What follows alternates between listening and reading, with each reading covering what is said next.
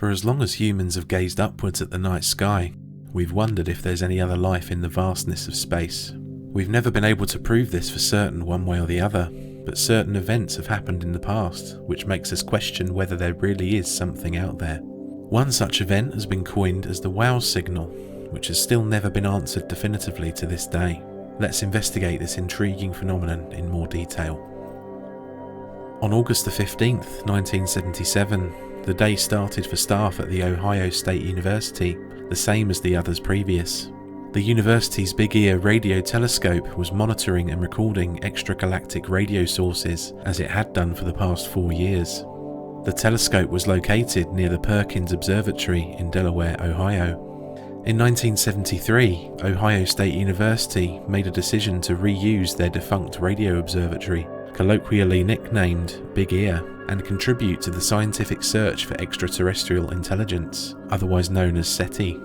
SETI is a collective term for scientific searches for intelligent extraterrestrial life, and began shortly after the advent of radio in the early 1900s. However, it did not have full international focus until the 1980s. There was a focus on radio in part due to a 1959 academic paper from Cornell University physicists Philip Morrison and Giuseppe Cocconi, which speculated that any advanced extraterrestrial civilization would attempt to do so via radio signals, specifically using a frequency of 1420 MHz. This, they claimed, was due to hydrogen emitting a near-identical frequency. As hydrogen is the most common element in the universe, it would have the highest probability of being familiar to these alien civilizations. 4 years after being devoted to SETI, an astronomer by the name of Jerry R. Eman was working at Big Ear as a volunteer. His job involved analysing large amounts of data by hand, which were processed by an IBM 1130 computer and printed onto lined printer paper.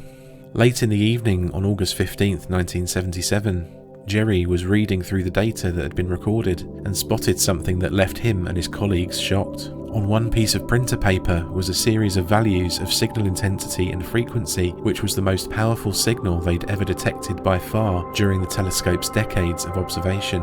The signal lasted a brief 72 seconds, but Jerry quickly circled the relevant data on the readout and wrote "wow" in red pen, spawning the term of the wow signal.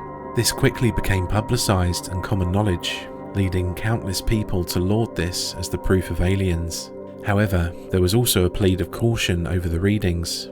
Since then, there has been endless debate over the cause of such an abnormally high reading. There was no question that the signal wasn't of earthly origin, but the debate centred around whether it was a conscious attempt at communication by a sentient extraterrestrial species, or simply the result of a natural astronomical phenomenon. Together with his colleagues, Jerry Eman searched for any possible objects in that region of the sky that could explain the signal. The astronomers checked everything from comets and planets to satellites and more. Nothing matched up. Big Ear observed the same celestial spot for a solid month, with no further readings like the one they'd found on that day. They tried again a year later, but still had no success. The SETI project at Big Ear lasted for a full 24 years, making it the longest-running continuous SETI search in history. In 1993, the US Congress deemed SETI unworthy of taxpayer funds. As a result, Big Ear lost its $100,000 annual funding from NASA and an additional $50,000 sum for a new instrument. Just 5 years later, Ohio State University demolished the telescope. One of the leading explanations for the wow signal in recent years has been driven by the discovery of FRBs, or fast radio bursts. An FRB is a fleeting, intensely bright and powerful blast of radio waves originating from somewhere in deep space. Within a matter of milliseconds, an FRB will release as much energy as hundreds of millions of suns. FRBs can be one-off emissions or repeated events, and occur as often as every 10 seconds. The sources of FRBs remain unexplained.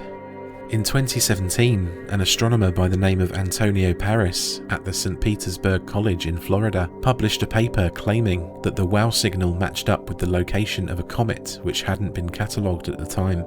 Jerry Eman challenged this assumption, stating, "We do not believe the two comets theory can explain the wow signal." In 2020, Alberto Caballero, an amateur astronomer, claimed to have identified a sun-like star as the most probable cause of the signal. This claim hasn't been widely accepted by the astronomical community. Debate continues to rage to this day, with no clear answer in sight. Unless a similar signal is detected again, it's highly unlikely that the WOW signal will ever be fully explained.